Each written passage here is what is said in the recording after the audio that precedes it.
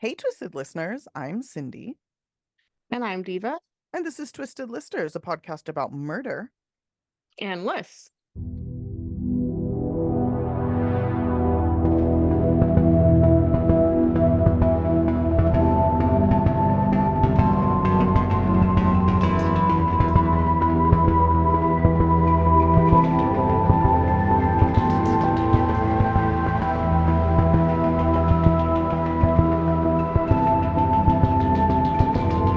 And this is part two of Murders of New Mexico. Pretty interesting topic. There's a wide range of murders. I mean, just like anywhere else, probably. But the cases are, I don't know, they're kind of fucked up. The first one I did Oh felt yeah. so like bleak. There was no like point Mm-hmm. to it. It was just fucking sad and horrible.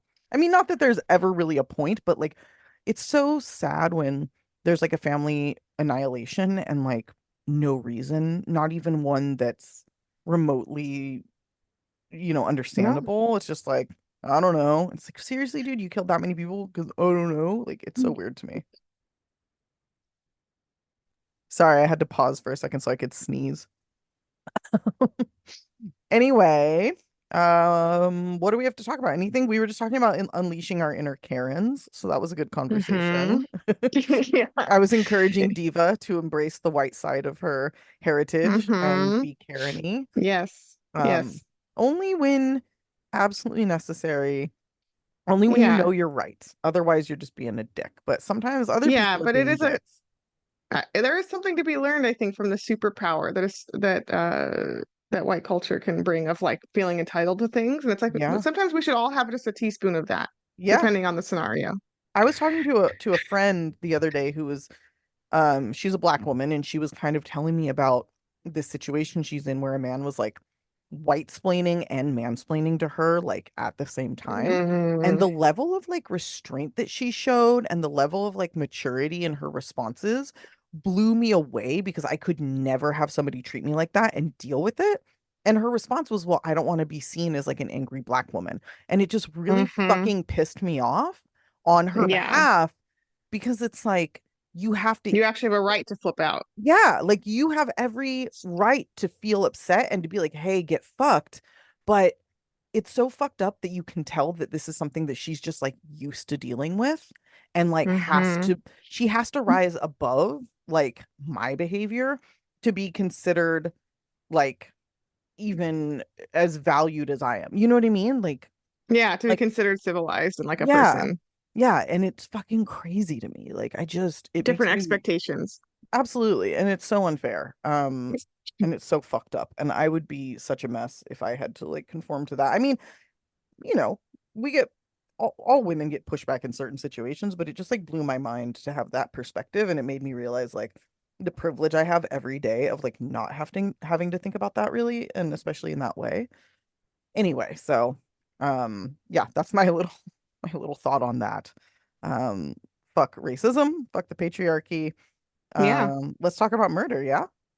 Yeah, let's go back to New Mexico, a place I have never been, but Really? I have some knowledge of their food and their chili powders that are in my pantry. Dude, New Mexico's a trip. You got to go there. I think I was telling everybody about when I went to I do want to Tucumcari. go. Um, yeah, it's a fucking trippy place. Wait, is Tucumcari in New Mexico? I always get it That'd be confused. funny if Yeah, it it's wasn't. Tucumcari. Well, no, because I Okay. used to say Tucumcari, Arizona, because Mm, anyway, it's just how it stuck in my head. And then I finally corrected myself, but I'm always like, is it Arizona? Is it actually Arizona? It's like, no, it's fucking New Mexico. It's like the trippiest little town. Anyway, New Mexico's really cool. They have like dinosaurs on the side of the freeway, like just statues of them, like randomly. I Um, love that. yeah, it's a really interesting, especially if you're driving like Route 66, which is also known, I believe, as the 40. It's a pretty famous route. So there's a lot of cool stuff to see. But anyway, there's also murder. So let's talk about it. So this Yeah, and um aliens. and yeah, oh, there's I'm aliens. sad that Oh we my God. didn't. They put like spaceships on the side of the road too. I'm sure. I'm really sad we didn't get to fold in like aliens at all An into this. abduction or something. Yeah, Yeah, that would have been nice, but um alas. alas, maybe for a special. Well, this we just have good old-fashioned murder for these cases. Okay, so mine is the story of Don Sandoval. This takes place in Las Vegas, New Mexico, which sounds really weird to say. I almost said Las Vegas, Nevada, but it's Las Vegas, New Mexico. That is the Uh-huh. city there Okay. in Very, very 2018. confusing. Very Yeah. confusing, right? Yeah. So this takes place in 2018. Dawn Sandoval is a woman in her mid to late 40s, and she had basically lived a very family-oriented life to this point. She was what her friends referred to as a hopeless romantic. She always just wanted like a loving family. Like she wanted to be a wife and a mother, and that's what she wanted. When she was 20 years old, she married her high school sweetheart, so that aligns with what friends say about her. They went on to have 3 kids in about 4 years. So again, that aligns with what people say about her. She was ready to Mm-hmm. go. Started their family super quickly. Her husband went into the National Guard, and I think because of the timing, this was like around the year, I don't know, it was in the 90s. I think he saw some action, like some war, and it was really tough on him. What was far Yeah. more tough on both of them, though, was when their 10-month-old son died in his crib because he was trapped between the mattress and his crib bumper. Which, P.S. Mm. guys, do not use Don't crib use the bumpers. bumpers. I know Don't all do it. about that shit. Nothing Hmm. in the crib. Nothing in the crib. Nothing. Nope. People always want to like, oh, well, they sleep with their, you know, teddy bear or No, they whatever. gotta It's like, do that at like 18 months old is when they start to get that shit. yeah, yeah. I gave Ollie stuffed animals once he was like able to like walk around and like stand up and Yeah, run yeah. and all, like, and even then I Right. was like psychotically checking on him all the time. So I still check on Yeah. him. I mean, he's 8. Yeah. Uh, in any case, this death, which is super fucked, put, as you can imagine, a huge strain on their relationship. And after 4.5 years of marriage, the two divorced. So now Dawn is a single mother of 2 young boys, as her ex isn't super involved because I think he's got like mental health issues going on, which is really fucking sad. Fuck war also. Yeah. So, Dawn starts dating around, she has her fun, but in the end, like she is looking to settle down again. Like she wants stability for her and her boys. She wants that dream life that she thought she had. Her friends introduce her to a man named Mike Encinias, an electrician 3 years younger than her, and they hit it off immediately and they fall in love. And in September of 2000, a few years after they started dating, um, they get married. And a few years after that, through in vitro fertilization, they have twin baby boys. Mike was a doting father. He was super happy to have sons, but he did have a bit of a wandering eye. And in 2009, after the couple had been married for 9 years, Dawn caught him cheating. So, not cool. The couple split up Yeah. for a brief time, but they got back together because, again, Dawn is a hopeless romantic. She doesn't want to raise her kids on her own. She's got 4 of them. So she decides to give it another go. They moved to Rio Rancho, New Mexico in an attempt to sort of like start over. Dawn works as a nurse and Mike continued on as an electrician. Now, her friends and family say that Dawn never seemed to fully recover from the betrayal, that she never seemed quite as happy, that, she didn't overtly like come out and be like, I fucking hate Mike or whatever. But Mhm. it was obvious to people who knew her that like their relationship was never going to be the same. No, it's But tense. it's tense. It's not good. But they did stay together. And then 7 years later, when Mike is 44 and Dawn is 47 in 2017, Mike comes to Dawn and tells her that he once again is having an affair, this time with a woman 20 years his junior, and that he was leaving her to be with this woman. Shitty. Yes, this guy's shitty. But I do believe Dawn was almost kind of relieved in a way, because, I think part of her didn't really want to be in that relationship. And so, as much as she was hurt and upset, she was also, I think, somewhat relieved. And fairly quickly, she started online dating. Now, her friends were telling her, you need to be careful. You never knew who you're going to meet. She didn't listen.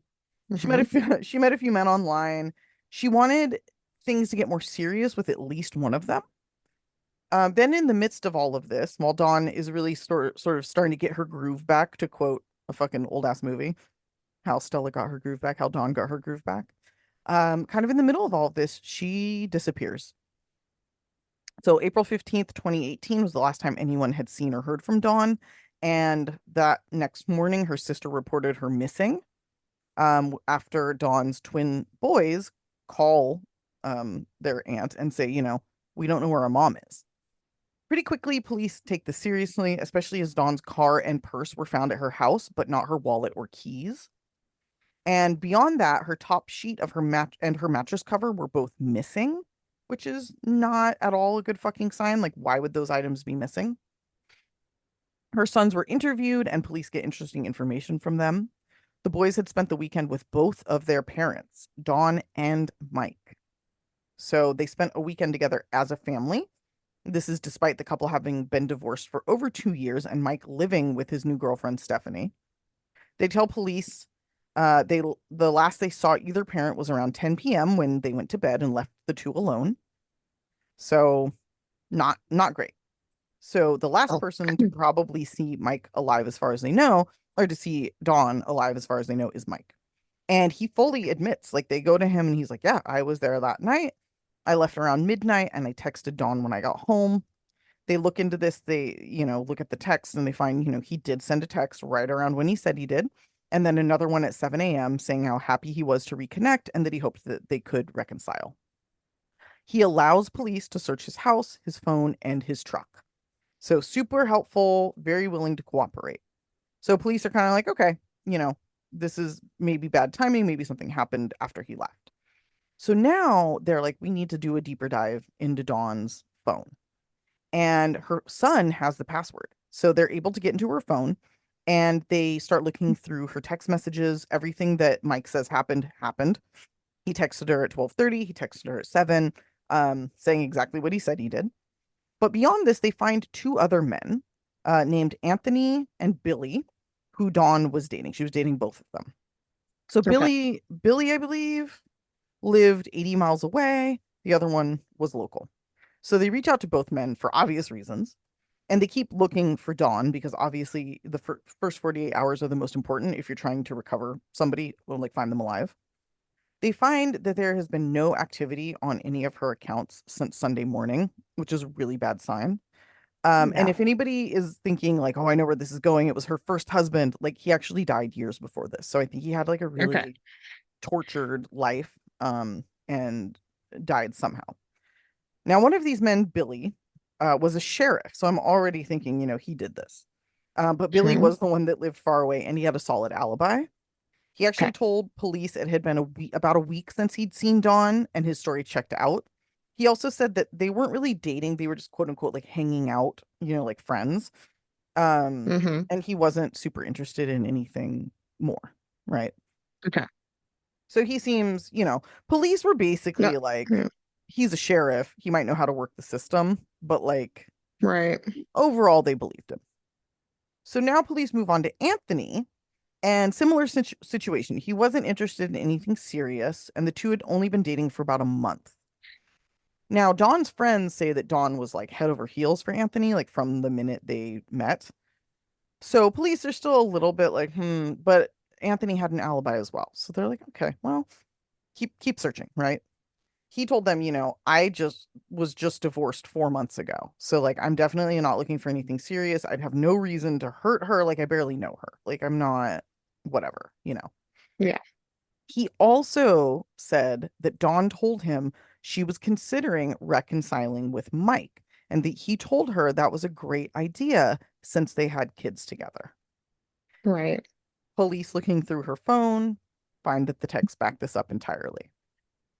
So now they go back to Mike, right? Like, who else are they going to look at? Yeah. I mean, chances are it's not going to be like a random attack, but it could be, anything's possible. Yeah. Well, we just covered one of those. Well, Yep. my first story. Yeah. Yep. So you just never know. But they Yeah. look more into Dawn and Mike's relationship and they look specifically at Mike's girlfriend, Stephanie. And it turns out that things between these two women were not great, as you could imagine. I mean, I wouldn't like her. They had a Right. No. they had, no, like, oh, the fucking woman that my husband was cheating on me with is now like part of my son's lives. Like I wouldn't be No. No. not cool. So they had a very bad relationship, mostly centered around the kids, like I said. And they would fight about the kids pretty often. And in fact, 4 days before Dawn went missing, She'd called the police and reported Stephanie for driving her kids to school while high. She was like, Ooh, Stephanie is smoking pot and driving my kids to school. So that's Stephanie, rough. yeah, she was arrested and charged and held in jail for like an entire week. Oh, Yeah. Hmm. okay. And while she was in jail, this is when Mike decided to try to reconcile with Dawn. So the timing here is not great for Stephanie. No, this guy is fucking messy as fuck. Yeah. So now they look into the calls Stephanie made while in jail and specifically look into the ones she made to Mike. And during one of these calls, they find out that Mike has a work phone, which he had failed to mention to police. They, Mm, uh-huh. They, secret phone? yep, secret phone. They also realized during interviewing Stephanie that she's not actually that worried about Dawn and Mike's relationship. She doesn't really seem to care that much. She doesn't take it seriously. Now, she either trusts Mike, which she obviously shouldn't fucking do, or she just is kind of over it, maybe. I don't know. But either way, they're kind of like the cops are like, she wouldn't have killed this woman. Like, she doesn't give a shit. Like, she just finds this whole thing to be stupid, essentially, which is kind of interesting. Yeah. So the spotlight again goes back to Mike. Why was he hiding his work phone? Mike backtracks, like, oops, I forgot. But the cops are like, too late, fool. They get a search warrant for both his phone, his work phone, and his house and his truck. And they do a deeper search on his personal phone. So what they do is they look into his location history for where he was when he was sending these texts to Dawn. And they find that the first one that he sent to her at 12:30 a.m. the night she went missing, he sent from inside of her house. So he did not drive home and text her. He was still at her house when he texted her, Oh which, my gosh. yeah, that's suspicious, right? Yeah. That being said, maybe he was like in his truck and texted her as he was driving away and the location still pinged there. Like, not a smoking gun. They then see that he did in fact go home and his phone was there for the remainder of the night. Okay. So, seems okay. Police are still not convinced and they keep digging. And they actually find that there's a surveillance camera outside of his house. Like in his community where he lives, they have surveillance cameras. And these Okay. cameras show him leaving his house about 10 minutes after he got home from Dawn's house. They also tracked his spending and link him to a gas station where he buys an energy drink. And they have him on camera buying this energy drink that night at 12:45 a.m. Mm, Why are you drinking? What's he doing? Yeah, why are you drinking an energy drink at 12:45 a.m.? You know? Yeah. What are you Like, staying up for? yeah, what do you need energy for, my dude? His truck is Hmm. not seen coming home until nearly 3 a.m., which is plenty of time to dump a body. Yes. So his cell phone was home all night to quote unquote prove his location, but they have video surveillance showing him when he left and when he came back. Now, at the same time that they're kind of discovering all of this, police get a call from a man who had been riding his motorcycle in the desert saying he found what looked like an arm sticking out of the ground. Because remember, Mm, they still hadn't found Dawn. So police arrive on the scene. They find an arm with a full sleeve of tattoos that matched the ones that Dawn had. So they're already pretty much like, this is Dawn. And when they get yeah. her body out of the ground, they find buried underneath her both her wallet and her ID. And at this point, there's no denying who it is. They also find that her body had been partially burned, which is fucking depraved. Oh my God. Another body burnt in the desert. It's a running theme Yep. today or Yeah, this week. this week. Yeah, it really is. Yeah. Also, like, what the fuck? What are you doing? Yeah. They then go to arrest Mike, who had already got back together with Stephanie. We was like, you're out of My prison. I don't want God. to be with Dawn. I want to be with you. This guy's such a fucking piece of shit. And they take him He to the really station. is He so sleazy. he really is, right? He's such a turd. So they take him to the Yeah. station. They show him the photo of Dawn's arm, and he asks for a lawyer and ends the interview. He's like, I'm not doing this. I need a lawyer. Luckily, police have a warrant to search his truck again. And they do, but this time it's not a cursory search, like they're going deep. And they find Yeah.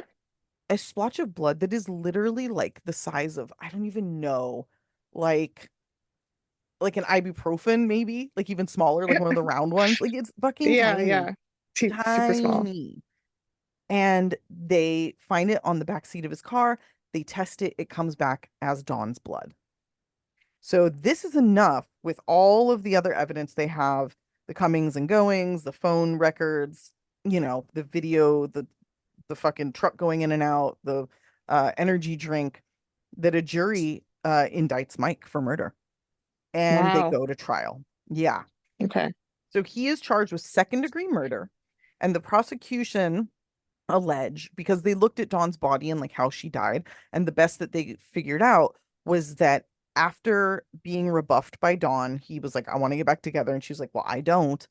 He flies into a fit of rage, smothers her with a pillow in her bed, goes home, gets gasoline from like his garage or something, goes back to her house, wraps her in her bed sheets, took her out to the desert, attempted to burn her body. And Oh when my that didn't God. work, because he's not good at anything, he buries it in a shallow grave. And this grave, this was like, dude, this was so shallow. Like Okay. Yeah. it was just stupid. Everything this guy does is stupid. Shallow is that you mean it. It's very shallow. It's very shallow. Like when you see the Yeah. pictures, it's like it's basically like he just like sprinkled a little dusting on top of her and was like, that'll do it. Oh my After God. like Yeah. halfway sort of burning her and being like, that'll do it. It's like, bro, what the Another fuck? moment for us to criticize someone being bad at murder. Yes. Yeah. I mean, he still succeeded in killing her, but his cover up was fucking pathetic. It's like, just fucking leave Yeah. her, like, and why burn her? It's so fucking depraved that you're like, it's one thing to like kill somebody in a fit of rage and then be like, holy shit, what the fuck did I do? But to have like the presence of mind to like drink an energy drink and then like try to burn them so that they're not found, like, this is the mother of your children. Like, what the I fuck? w- I mean, it's all repulsive and disgusting, but I just want to say that, like, before doing a heinous, violent crime, I would feel better if someone was getting drunk. But to me, there's Yeah. something especially unhinged about, like, I'm gonna get amped for this. Yeah, I need some energy to stay awake. Like, also, how are you not wide fucking awake having just murdered somebody? You know what I mean? Uh, Like what is wrong with you yeah, that like your adrenaline isn't pumping enough to keep you going? right. Like, Yeah, that's a good what kind of, point. but I feel like this guy has sociopathic tendencies, like cheating back and Yeah, forth and just whatever he wants and whatever he needs is his only focus. yeah. So, anyway, he was charged with second-degree murder, like I said, and in August of 2019, he was found guilty and he was sentenced to 18 years, which honestly for this is not a lot. 18? Considering In my mind, I wanted you to 18. be saying 80. I know. And it's like, bro, you fucking lived your life for like weeks after this murder, got back together with your other fucking girlfriend, just like pretended like everything was fine. And it's really frustrating that like this piece of shit, he's obviously like unrepentant, unremorseful, gets such a fucking short sentence compared to like other people when he fucking murdered and burned the body of his children's mother. Like, I don't get it. But I mean, he will be, you know, like six in his mid early 60s when he gets out. So I don't know. It doesn't I feel, mean, it especially, like, I don't want to be too draconian, like lock everyone up for life, but like it no, hell does no. feel shitty when you compare it to what people are probably getting in New Mexico for like drug shit or like a robbery, right? Yeah, It's like, okay, objectively, we should have something be heavier than violent things should be heavier than non-violent things. I agree. I agree. Absolutely agree. But there it is. Wow, what a piece of shit. Left his sons without any parents. Luckily, they were like teenagers at this time, so it wasn't like they were young and like having to be like carted around to different family members or put in foster care. But yeah, pretty fucked up. Pretty fucked up. Wow. Yeah. Well, are you ready to get even more fucked up? I can Yeah, confidently always. say. Um, Always. yeah, I was very excited about this topic in New Mexico because I have a reason to talk about the New Mexico State Penitentiary riot. Oh my God, dude. I knew you were gonna do this. As soon as I saw that on there, Yeah, I was like, uh-huh. I resisted it. I was like, no, it's not like a traditional murder like the one you just covered. So I was like, no, maybe I won't. And then I was like, nah, I can't resist it. I'm gonna do it. It's so Um, funny, like I'll never do like broad topics like this, and you yeah, always do. I It's always like want where them. we I want them. really, yeah, it's where we really differ. But I love that. I love it. Yeah. Yeah. All right. So here we go. This is a case that fascinated me. It's something I read about prison riots and like escapes on Wikipedia late at night, so it's definitely like something that has always interested me. Mm-hmm. In terms of like, I'm very interested in horrific atrocities and like traumatizing myself with the worst possible things online. Mm-hmm. Sorry, can we pause? You love that. Oh yeah, quick pause. Quick pause.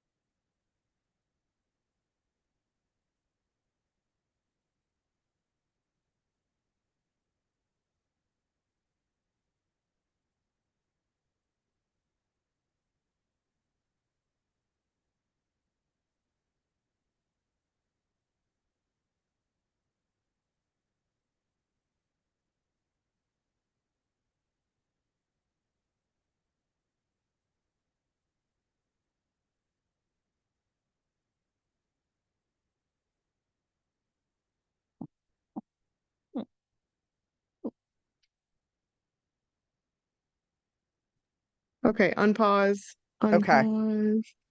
Oh, I didn't even pause mine. Oh, That's fine. sorry, I paused It's all everything. good. No, that's good. I'll just connect it. Okay. Yay, he's getting out. Yay! When do you get to go? Right after this, basically. So Do you have time to do this? yeah, no, it's fine. I'm Okay. not gonna waste my penitentiary research. Okay. But Okay. and Sam's still working, so he has to wrap Oh, things up. okay, cool. Okay. Okay. Let me just text him really fast because he's Yeah, probably information he'd like to know. for sure. For sure. That's so fucking exciting. Okay. Woo, little man. Okay. Okay. All right. Um, all right. I'm like, all right, all right. Exciting. I'm Okay. like, okay. Okay. So I'm so excited to talk about this too because you're just gonna scream the whole time about our like prison system. So that's also why I wanted to do it because I was like, this will Oh, anger great. Cindy about topics I know she's already angry about. This is perfect. Yeah. Okay. Um, Awesome. so the New Mexico State Penitentiary was constructed in 1956. It was at the time the only maximum security prison in the state. And I'm pretty sure conditions were never great there, but by the 70s, things had deteriorated like substantially from whatever they fucking were in the 60s. Hmm. Um, and like many prisons in the United States, in by the late 70s, the New Mexico State Penitentiary was super overcrowded with Hmm. about almost 1,200 inmates in a space that was designed for about 900. Jesus Christ. Um, so prisoners were later described that like some of them were sleeping on the floor. And this is also one of those big open prison halls. Like Hmm. there's not a lot of separate cells. They're just in a big room together, which sounds stressful to me. Yeah. Um, and a lot of people, like I said, are sleeping on the floor. There's literally not space for everyone, That's or bunks or whatever. ridiculous. To And they're make just like matters cool with even, this? oh, no one's cool with it. I mean, the administration is obviously. Right. Um, Right. Right. Right. so to make matters even worse, well, I'm going to say like 17 things that make matters even worse. Okay. But for example, non-violent offenders were indiscriminately mixed in with the violent ones, which like they don't want to be. Like that's frightening. They want to be That's separate. ridiculous. Yeah. Hmm. No. That's why they have minimum and maximum, right? Like that's why Right. you want that separation. Yeah. Everyone is living in unsanitary conditions. There's diseases running rampant. There's mice and cockroaches everywhere. It's filthy. Nothing works. It's literally crumbling and falling apart. That's ridiculous. And because this is the United States, also, there were zero rehabilitation programs or education programs in the prison. These were Hmm. actually can't the remaining ones that did exist were canceled in 1975, and thereafter prisoners were basically put into lockdown for longer and longer stretches of time with nothing to do, right? There's nowhere to put them, so they're just like sitting around. Yeah. So that sounds like cruel and unusual punishment. Oh, everything about this place Yeah. is. Hmm. And there's if you think, oh, this is like olden times, this is 70s. No, there's a lot of places just like this right now. Look Currently. up Angola, look up like there's a couple notorious prisons that are just like this. What's the one in And I'm sure Louisiana? Angola. That's Angola. Yeah, yeah, yeah. Just like this. Yeah. That That's the shit one look. where they're picking cotton with like the Yes. overseer guards They're not even like on pretending that it's horseback. not slavery. They're not even pretending that it's not slavery. They're just doing exactly what they used to do. Like, if you read about that prison, it will blow your fucking mind and like ruin your Yeah. fucking day. It's Yeah. fucked. So basically, yeah, no, very Yeah. much. So now we know. So Okay. basically, this prison is also understaffed because they don't pay their guards very well either. Mm-hmm. And what few guards they have are not very well trained. They're not great folks. You know, they're picking at the bottom of the barrel of people here to get employees. Mm-hmm. And amongst their ranks, obviously, corruption is rampant and abuse. The officers mistreated the inmates so brutally. It's like Ugh. hard to even explain all the different ways. But they Mm-hmm. also famously misuse the segregation cells, which are like kind of called the shoe in some contexts. And Yeah. these are actually, I've seen the images and videos of this shoe in this New Mexico prison. Mm-hmm. It's actually worse than other segregation cells and shoes I've seen at like, those MSNBC lockup shows, which I've watched. Yeah. Yeah. Yeah. Yeah. This one's actually worse. It's literally just a metal box. There's absolutely nothing. Not a What toilet, the fuck? nothing. Not a little stupid bench, even. You're just in a box. It's like it's medieval, quite literally. That's insane. Um, Yeah. literally medieval. So violence amongst the prisoners had been increasing because the guards also played like really fucked up mind games with them because they would try to recruit people to be snitches. They also would play this horrific mind game where they would fuck with people and say, if you don't tell us what we want to know, we're going to tell everyone you're a snitch.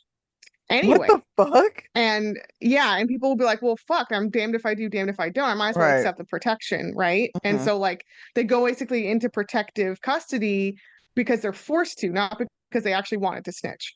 Yeah, so it's like you're gonna snitch and we'll protect you, or you're not gonna snitch and we'll tell everyone you're a snitch and we Yes, won't protect you. yes. And you'll God get shanked. damn. Yeah. The guards would also sexually harass and assault the girlfriends and wives that came to visit. So, not even they are safe. Jesus Christ. Yeah. So the events of February 1st, 1980 did not come out of nowhere, obviously, and there's even though it's painted as such in some reports, and there were several events leading up to it as well, besides just the general horrificness of day to day. Right. Right. In 1976, inmates actually held a strike in objection to the horrific conditions they were subjected to, and in response, the prison's warden tear gassed the protesters, then gathered up the guards and together with the chaplain, the priest, Mm-hmm.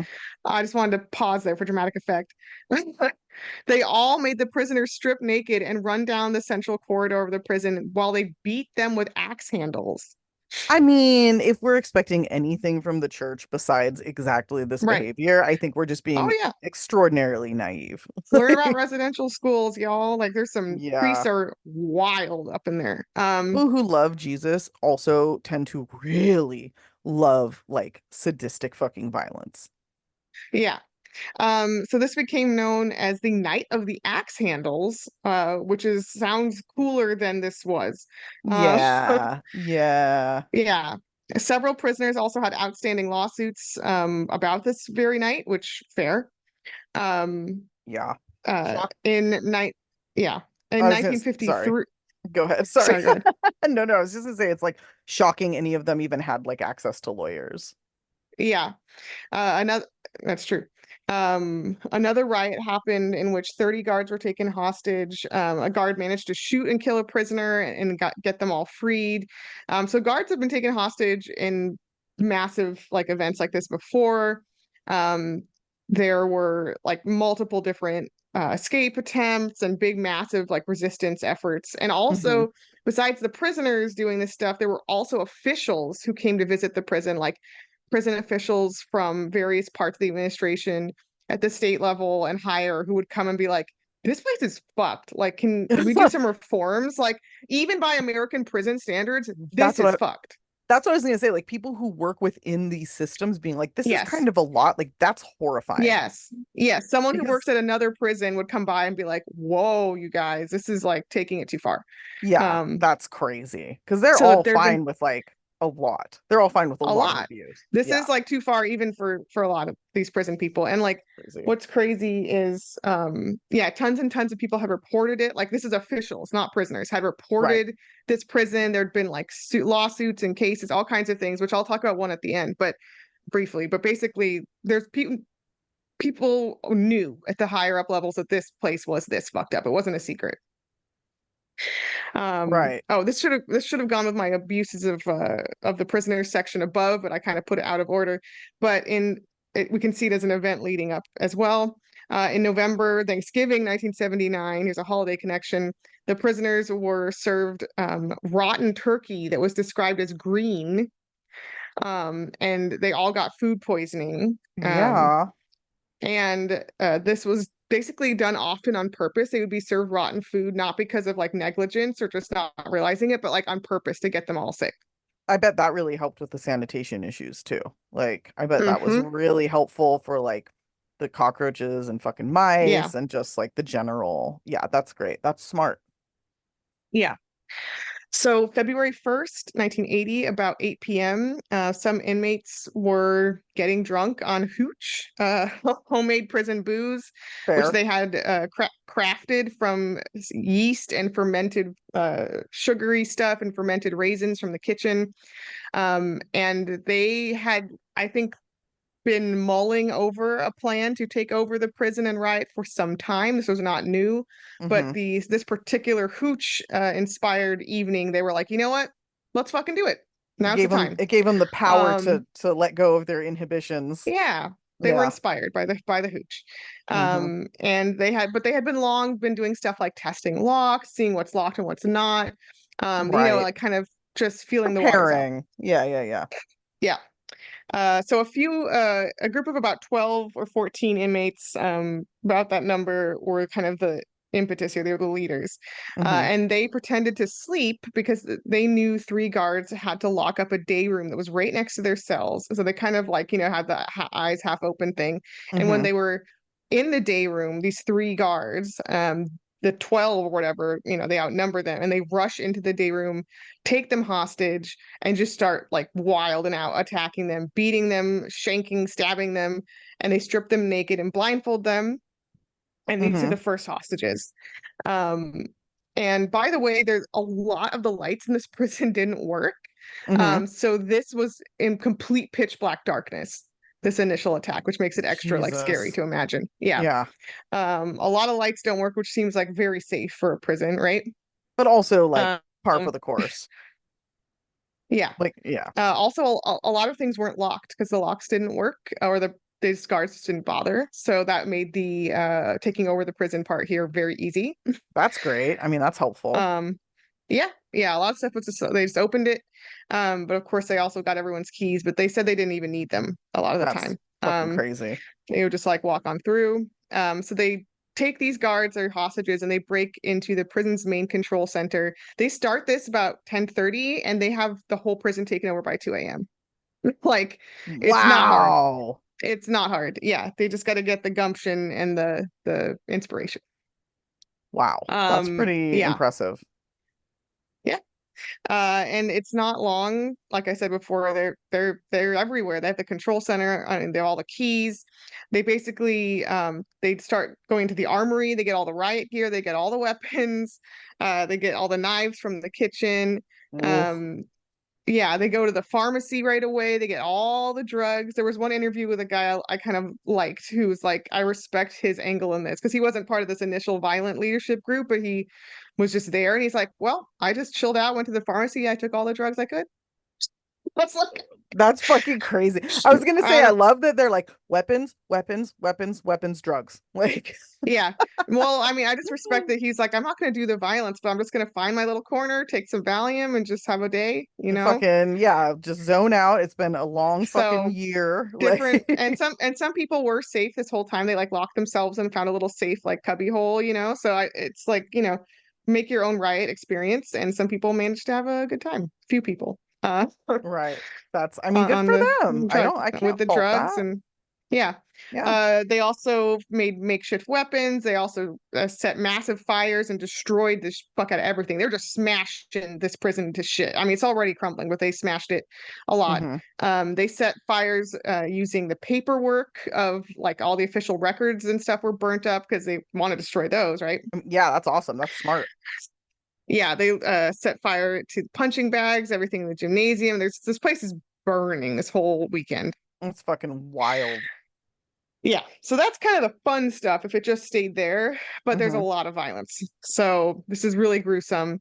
Many of this initial group of men, about 12 or so of the folks who started the riots, started what they called later a death squad, where they would go around and basically take fellow prisoners, yeah, fellow prisoners, prisoner who they thought, deserved to die, and they would just torture and murder them in horrific ways. How many did they For kill? previous 33 Holy fuck. people. Wow. Well, some of those deaths actually were drug overdose. I think a few. Oh, But okay. yeah, 33 people died in total, and none of them were guards. So spoiler alert. Well, that's weird. Like, It why? is Like, weird. what? It's surprising. It's It is surprising. surprising. Like, what The are they guards were doing? horrifically tortured. They did not make it out unscathed. They were very Okay. injured. I mean, not that I want Um, them to. It's just it's weird, it is honestly. surprising. It is Yeah. surprising. But they basically went around and killed people who they previously had beefs with, or principally because they perceived these men to be snitches or child molesters. And a lot of the people that they targeted were in one cell block that was sort of like the protective custody cell block. And this was in fact part of this mind game, this snitch game that Oh, the guards that's were playing, fucked. because they actually demonized all the people in the cell block to everyone else as like these Yeah. are all snitches, they're all against you. They were trying to pit them against each other, right? Right. And Um, these fucking so inmates it were dumb worked. enough that it worked. They Yeah. it worked, and it sucks too because a lot, not to say that snitches deserve to die, but a lot of the people in the protective custody wing were not even snitches. They were folks who Right. were mentally ill a lot of Oh, times. A yeah. lot of the people who were murdered were actually disabled, mentally ill people, who that's why they were there. Right. There were also people who just didn't want to join gangs, or who had previously left a gang, because that will get you into the protective custody wing. Right. Right. So a lot of folks had never even done anything wrong by like prison code, and they were still Mhm. tortured and murdered. Which is really sad because it's like you want to feel like when you started the story, I was like, fuck yeah, prison uprising. But then you think about it and you're like, oh, these people are just like Yeah. also terrible people. Like the people in prison, they're like Yeah. violent pieces of shit as well. So it's like this kind of weird, you Well, and it's know, unsatisfying that they only did violence against each other, because you almost want it to be only against the guards and they all have this solidarity with each other, and but they then they super only don't. fight up. But this, like I Yeah. said, this infighting thing where the guards had turned them all against each other worked very well. Which is interesting because it's like they understand that everything else going on is not acceptable, Yeah. and but then they still just take other things as truth that are like obviously not. So I don't know. Yeah. Anyway, okay, that is surprising. Yeah. And like I said, it's not satisfying. Not that I want the guards to die, but it's makes it extra weird and sad. Yeah, especially when So compared to like who did die. It's like a bummer. yes, It's a it bummer. is a bummer. Yeah. In the day room in particular, three guards who were hostages were tortured extensively, and these were guards who were identified as being particularly cruel to the inmates in the past, so they got it like they were targeted for that reason. Hmm. And they were torturing people in all kinds of different cells. And there's two famous like pictures you can see online of the damage done to cells in the midst of this violence. One is of hack marks visible in one part of the concrete floor of a cell where a mentally ill guy who's just in the protective custody block, he was beheaded Oh my by God. the prisoners. Yes. Insane. Um, Insane. another Another permanent stain from the violence is a black burn mark where an inmate who had just had his eyeballs gouged out was then burnt to death by fellow prisoners with a welding torch. Holy fucking shit. Yeah. This is insane. Guards and fellow prisoners alike were tortured extensively, including sexual assault, sodomy, and they were often kept alive for like 12 hours, like long stretches of time, with smelling salts and drugs so that they could still feel all the torture. There's a lot of torture going on. And sometimes their bodies would be strung up and then mutilated, like literally ripped apart, like pieces pulled off and stuff like that. That's very medieval. Oh, it's super medieval. Oh yeah. Yeah. Yeah. Yeah. Um, as this chaos and violence ensued, a group of the original inmates who started everything took the guards' radios and did begin to negotiate with authorities and put forward a list of demands. So Mm. pretty quickly here, the National Guard and a whole bunch of different groups of police, local, state, etc., Hmm. waited outside as these negotiations kind of continued. So among their initial demands were total amnesty for anyone doing violence in the riot.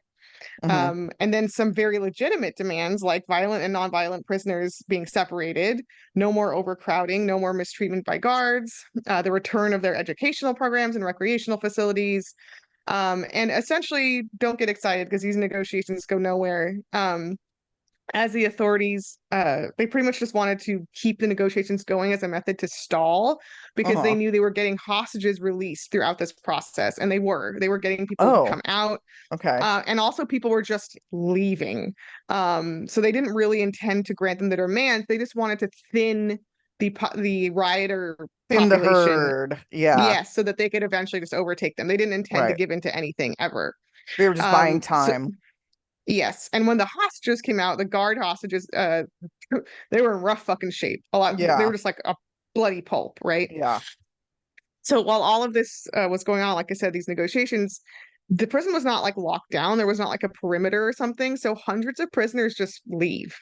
It's not even They like just, a crazy escape. They're just like, oh, bye. that's wild. Um, yeah, because maybe they did some drugs, maybe they did a little violence too, but they're just like, I'm over it. Yeah. Bye. I don't want to get. They probably didn't want to get extra charges added to their sentence too, and they're Right. just like, Yeah. or scared they're gonna get torture murdered, right? Yeah. Um, so hundreds of people just leave, and in total, by about midday Sunday, this is over the course of a weekend. So Uh-huh. about by midday Sunday, about 800 prisoners out of the total 1,100 that lived there already were escaped and surrendered to authorities, and we're just sitting outside with a blanket over them, like I'm done. Wow. Yeah. Huh. And as more and more people were, surrendering, and the siege kind of dragged on with less and less people on their side, the negotiators on the prisoner side folded on many of their demands. And by the time they held a very pitiful makeshift press conference, which was just some journalists came, I guess. Like the actual Uh, rioters held one? that's about it. The Yeah, rioters it held wasn't a really on press TV. conference. It wasn't on like TV. I think journalists just like came. That was it. That's silly. Okay. They pretty much just demanded protection from prosecution, like again, that one they kept, transfers Mm-hmm. to other prisons for just them only. They wanted to Mm-hmm. not live there anymore. And then no more mistreatment from guards, I guess, but it was like very watered down. um Okay. But I mean, understandable, I guess. we're not going to get anything, so Yeah. um Yeah. later in the day on Sunday, riders had dwindled so few that the police basically said, "Okay, let's do it," and they storm and retake the prison. They're heavily armed. They would way outnumber the riders at this point, and they do it. They overtake the prison back again. The riot's over. The prison is a crumbling, smoking, fucking hot mess. They have to put out a billion fires, literally. Yeah, but who And cares? Like it was already no, like that. Like they're not gonna clean it that's up, true. right? Like what the fuck? They do actually, believe it or not. Um, Over the 36 hours that the riot lasted, 33 prisoners were dead. Like I said, hundreds of prisoners and guards were horrifically injured. And lots of prisoners and guards were also traumatized, I would say. There's lots of interviews you can see with survivors where they are like crying and completely scarred from obviously from the shit they saw. This is like a wartime Yeah. experience, Yeah. practically. Um, and the forgiveness for prisoners participating in the violence thing was kind of upheld, not officially, but I would say unofficially, Huh. in a way, because very few got criminal charges, and most of those who did got plea bargains. I mean, it makes sense because they probably don't want all the shit that led to it coming to light, really. And So they it, also have a hard time proving shit, I think, when all the other witnesses are other prisoners and there's not like, this isn't being recorded and stuff like that. well, it's interesting because you would think like the guards would be like, you know what I mean? Like the guards would be like calling shit out and like pointing fingers, but maybe they're like scared, you know? Yeah. It's definitely possible that they're just like terrified. Yeah. Um, so boop boop, where are we? So the yeah, so out of out of 33 homicides, obviously, or deaths, there were only 17 charges, and only Huh. 2 of those 17 went to a jury. So the rest of them pled out. Wow. Wow. Yeah.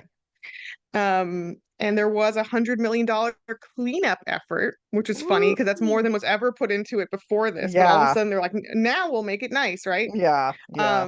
And there was actually a lengthy reform process of making the prison like probably not great, but like less horrifically disgusting, and probably had recreation programs and stuff like that.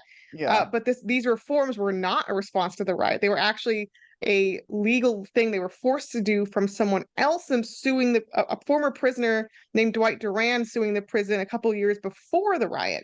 Oh, So one of the most successful prisoner lawsuits made them to have to do this, ordered by the court. like regardless Um, of the so this riots was already the irony in in this the in a works. way is that like if the prisoners had just waited, prison would have been reformed pretty soon. Um, Yeah. I bet if you but asked any of them, they would have been like, no regrets. Like they don't no, and they care. didn't necessarily know that or care. Yeah. Yeah. Even if they did know, I doubt they Um, would have cared. no, you're angry, and they have Yeah. very good reason to be angry. Yeah. 68 claims were filed by people for, lawsuits and types of stuff like that. 124 inmates sought compensation, with 47 cases settled. So, a lot of fucking legitimate shit. Yeah. Shit. The prison actually reopened as a Of prison. course. Of Of course. course it did. We love prisons. We can't Yeah. let one go. No, absolutely not. I remember being in the Netherlands, by the way, and like my Airbnb was next to a what looked like a prison, and I was like, oh, that's so weird. And that it was a community center because it had been closed Hmm. down as a prison. And I remember thinking, and I Googled it, and the Netherlands actually has tons and tons of closed prisons because they're having fewer and fewer inmates, and Hmm. lower and lower prison populations. And I was like, wow, that's what like That's what an not idea. not our country, huh? Never. No, no, Never, no, no. ever, ever. What a crazy idea, trying to have less populated prisons. Anyway, Yeah. so this prison, the Old Main prison, as it's also called, in Santa Fe, operated until 1998. Wow. Then it was used as a film set, for many prison movies, including The That's Longest horrifying. Yard and several other movies. Yeah, and uh, today the Old Main prison is open as a haunted destination for tourists. Yeah, It's you been fucking featured. think? Yeah, the state Ugh. actually grants a few tours a month. And the it's been featured on all the various ghost shows you can imagine. You can see lots of different paranormal investigators with people going around with the cameras and the things, right? Ugh. But I can imagine it's fucking haunted as fuck. So I doesn't surprise me at all. People who film movies there have also reported it's super haunted. So that's what it is now. Now it's just a spooky as fuck abandoned haunted prison. Great. Love that. Ugh. What a Yeah. fucking Merry Christmas, nightmare. everyone. Yeah. Jesus. All right. Well, there they are, guys. And speaking of Merry Christmas, just so everybody knows, Diva is going to take at least next week off, possibly longer. She's finally settling into her maternity And my baby. leave. Yeah. Yes, the baby. He's coming home and they need a little time to settle in. So I'm going to be doing some solo episodes next week. I'm going to make them Christmas themed. I'm going to have a Exploring your great solo time. work like Yeah, you a know. like a like a Yeah. musician. Yeah. Yeah, the band is breaking up temporarily. We're on a hiatus, but I'm going to go ahead and do some solo stuff. So hopefully it'll just be next week, but if it's a couple weeks, then that's what it will be. And hopefully you guys like me enough to stick around and listen in. If during this time you guys have any episode suggestions, topic suggestions, please email them to us. What is it? twistedlisterspod@gmail.com. I'll be happy to Mm-hmm. look into any cases y'all want us to cover. I think we got one recently from somebody, so I'm gonna look into that. I don't know that it's Christmassy, but if I do a second week, then I could definitely jump in on one of those. But Yeah. anyway, congratulations, Steva. Thank you. And Very exciting. you should take my Christmas approach and do like Toy Box Killer, or like do some like really gnarly torture thing just for the irony of like Merry Christmas, I know that is a very you you thing. know? Maybe I will do that in your Yeah. honor. Yeah, I gotta Yeah. figure it out, but Yeah, for my Christmas gift to me, you should just do something really insanely horrific. I'll think maybe like a Bob Burdella style something. Yeah, yeah. Do Yeah. something like that. All right. Well, you heard it straight from Diva. So if I do something crazy next week, you'll know why. But anyway, everybody have a great week. Thanks for tuning in. Sorry the schedule's been a little crazy lately. We'll get back on track sometime soon, hopefully. But until then, Stay. off our Liz. list. Stay off 'em. Bye. Bye.